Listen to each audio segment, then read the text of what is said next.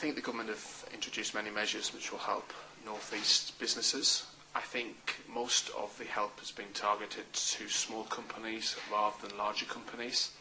However, it is interesting that certain tax breaks for multinationals have been introduced, which should help the large businesses in the region. There was a planned tax increase for small companies from 21% to 22%.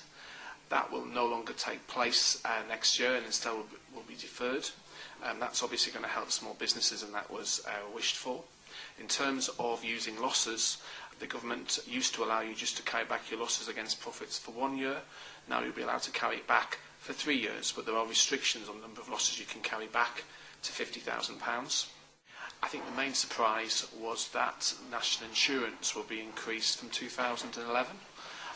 This will be both for employers and employees.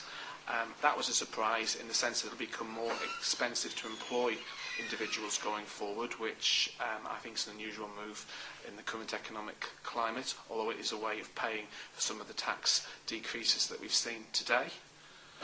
I also was surprised that the personal allowance for people paid more than £100,000 is going to be restricted going forwards, and we'll now have a 45% tax rate for the top 1% earners.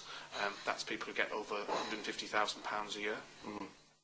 I think it's a surprising move, given that for the last 10 years of the Labour government, they haven't raised income tax at all from the rates they inherited.